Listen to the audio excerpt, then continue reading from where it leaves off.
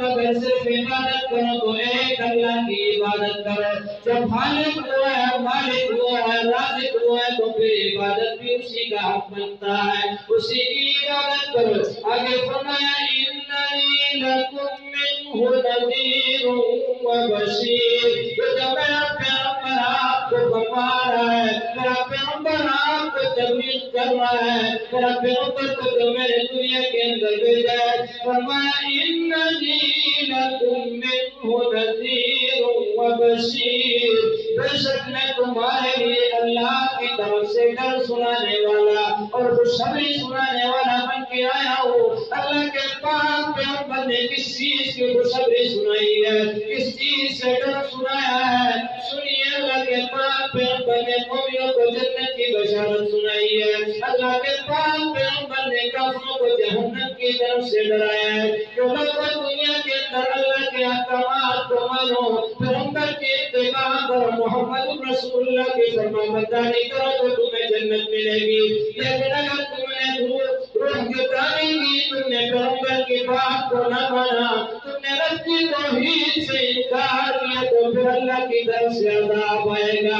پیغمبر جب ڈرانے والے ہیں, بشارت سنانے والے ہیں کہ جس طرح سابقہ امتوں کے اوپر عذاب آیا ہے, انہوں نے نافرمانی کی ہے تو ان کے اوپر عذاب آیا ہے. اسی طرح لوگوں تم بھی سن لو, اگر تم محمد رسول اللہ کی اتباع نہیں کرو گے, فرمانبرداری نہیں کرو گے تو تمہارے اوپر بھی عذاب آئے گا. اور جو لوگ فرمانبرداری کر کے اتباع کر کے قرآن کی بات کو مانیں گے, محمد رسول اللہ کے فرمان پر عمل کریں گے, ان کے لیے بشارت ہے, ان کے لیے خوشخبری ہے. اللہ کس چیز کی خوشخبری ہے؟ اللہ فرماتے ہیں ان کے لیے جنت کی خوشخبری ہے. اس جنت کی خوشخبری ہے جس کے اندر شراب کی نہریں ہوگی, اس جنت کے اندر دودھ کی نہریں ہوگی, اس کے اندر ایسے تازہ پانی کی نہریں ہوگی, اس کے اندر پھل ہوگے, میوے ہوگے, باغات ہوگے, دونوں طرف باغات لگے ہوئے, درمیان سے پانی چلا رہا ہوگا. یہ تو ادنیٰ سے ادنیٰ جنتی کو یہ نعمتیں عطا ہوگی. تو فرمایا میں اپنے پیغمبر کو نذیر و بشیر, ڈر سنانے والا بنا کر بھیجا ہے, خوشخبری سنانے والا بنا کر بھیجا ہے. اور اس پیغمبر نے آ کر کیا کہا ہے؟ فرمایا انستغفروا ربکم, کہ تم اپنے گناہوں پر توبہ کرو, تم شرک سے توبہ کرو, معافی مانگو اللہ سے, اللہ سے اپنے سابقہ گناہوں پر معافی مانگ کر ثم توبوا الیہ, پھر جس گناہ کے اوپر توبہ کی ہے اس کو نہ کرنے کا عزم کر لو کہ اللہ میں توبہ کرتا ہوں, اس گناہ کے قریب بھی نہیں جاؤں گا. کیونکہ حقیقی توبہ تو یہ ہے کہ بندہ اس گناہ کے اوپر توبہ کرے اور ساتھ میں اس بات کا پکا عزم کر لے کہ اللہ تعالیٰ اس گناہ کے قریب نہیں جاؤں گا. اسی لیے قرآن کہتا ہے انستغفروا ربکم, کہ اللہ سے استغفار کرو, اپنے رب سے استغفار کرو, پھر اس سے ثم توبوا الیہ, پھر اس بات پر ڈٹ جاؤ کہ اللہ دوبارہ یہ گناہ کبھی بھی نہیں کروں گا. یمتعکم متاعا حسنا, جب تم توبہ کرو گے, اللہ سے معافی مانگو گے, گناہوں سے دور رہو گے تو اللہ تمہیں کیا دے گا؟ فرمایا یمتعکم متاعا حسنا, اللہ تمہیں اچھا سامان دے گا, اچھی زندگی دے گا دنیا کے اندر, الی اجل مسمى, ایک وقت مقرر تھا. وقت مقرر کون سا ہے؟ فرمایا وہ روز تک کی زندگی ہے جب بندہ پیغمبر علیہ السلام کے فرامین کو مان کر قرآن کے مطابق زندگی گزارے گا, اللہ دنیا کے اندر اس کو اچھا نفع دے گا, اچھا فائدہ دے گا, اس کی زندگی اچھی ہو جائے گی. پھر فرمایا وَيُؤْتِي كُلَّ ذِي فَضْلٍ فَضْلَهُ, جو اس کی توحید کو مانے گا اور بندہ فضل والا ہے, اللہ اس فضل والے کو اپنا فضل عطا کرے گا. میری جب وہ توحید کے اوپر ڈٹ جائے گا تو پھر اللہ نے جن انعامات کا وعدہ کیا ہے اللہ اس کو عطا کریں گے.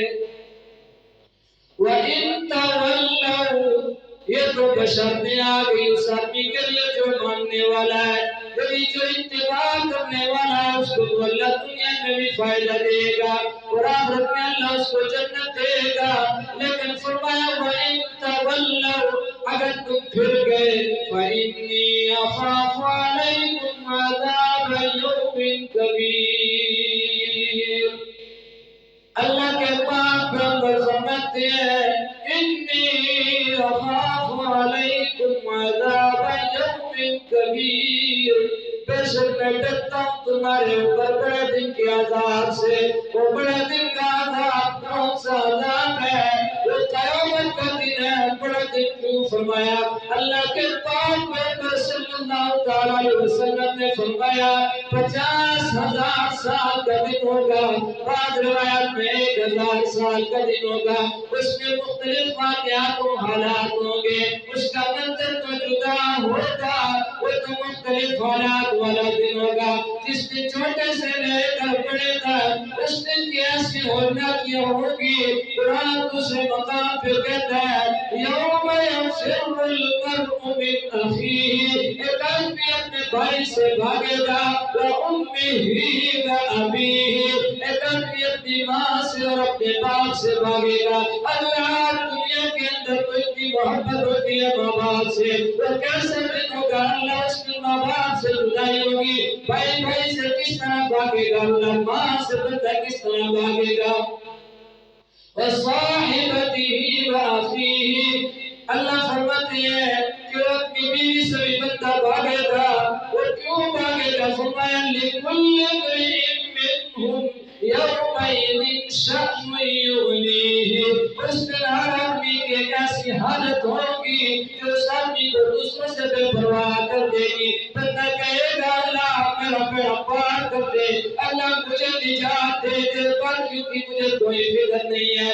اس میں ہر بندہ اپنے لیے سوچ رہا ہوگا کہ آج رب العالمین کا دربار ہے، سارے کا سارا عمل دنیا والا اس کے سامنے ہوگا. وہ صحیفے کھولے جائیں گے، وہ کرام کاتبین جو دنیا کے اندر اس کے حکم کے بان تھے وہ سارے کے سارے اعمال اس کے سامنے ہوں گے.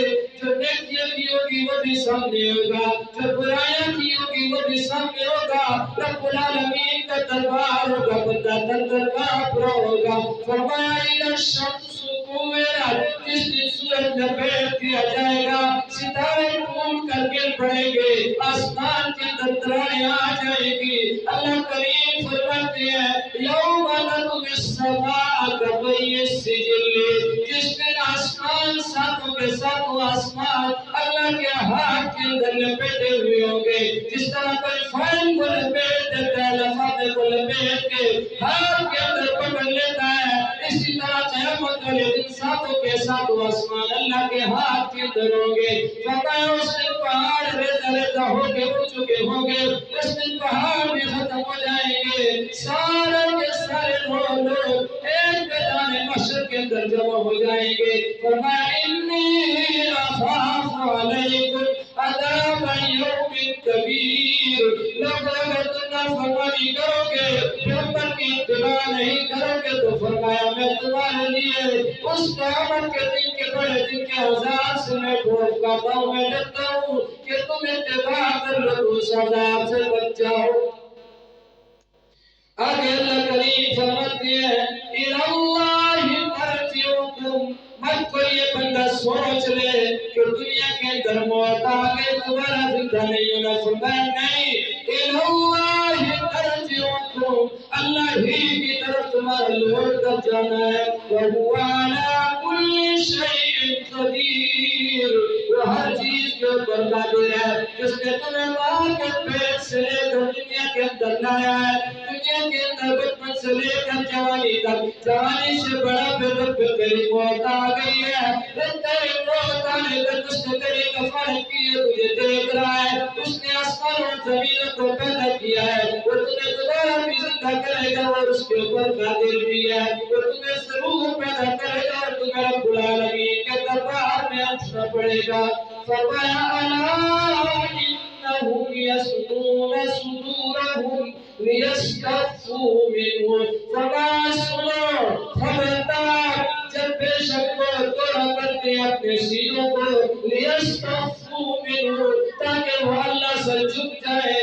الا حین يغشون ثيابهم سن لو کہ جب وہ اپنے اوپر کپڑوں کو لپیٹتے ہیں کپڑے اوڑھتے ہیں اپنے اوپر یعلم ما یسرون وما یعلنون یعنی تنہائیوں کے اندر بھی ہو تو پھر بھی اللہ دیکھنے والا ہے یعلم ما یسرون وما یعلنون جانتا ہے جو کچھ وہ چھپاتے ہیں اور جو کچھ ظاہر کرتے ہیں انہ علیم بذات الصدور فرمایا صرف جانتا نہیں بے شک وہ جاننے والا ہے سینوں کے رازوں کو ظاہری حالات تو اور بات ہے سینے کے اندر جو بات ہے اللہ اس کو بھی جاننے والا ہے اس لیے تو قرآن سے شفا بن کے آیا ہے اور شفا بھی اس چیز کی ہے فرمایا شفاء لما فی الصدور جو تمہارے سینوں کے اندر ہے کیونکہ سینے کے اندر دل ہوتا ہے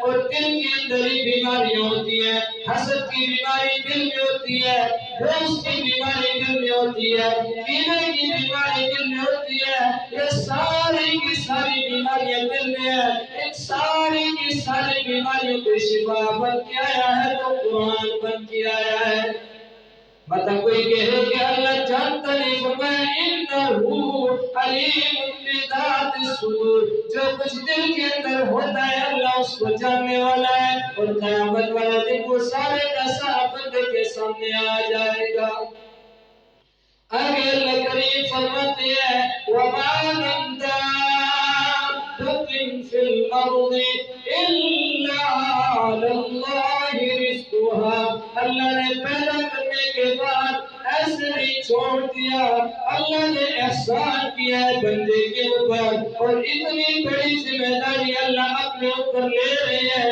فرمایا مَا مِن دَابَّةٍ إِلَّا عَلَى اللَّهِ رِزْقُهَا کوئی بھی جاندار دنیا کے اندر ایسا نہیں ہے زمین کے اوپر کوئی بھی جاندار ایسا نہیں ہے إِلَّا عَلَى اللَّهِ رِزْقُهَا مگر اللہ ہی کے اوپر ہے اس کا رزق وَيَعْلَمُ مُسْتَقَرَّهَا وَمُسْتَوْدَعَهَا اللہ یہ جانتا ہے مستقرها اس کی رہنے کی جگہ کو وَمُسْتَوْدَعَهَا اور اس کی جائے ودیت کے بھی اللہ جانتا ہے مستقر کا معنی ہوتا ہے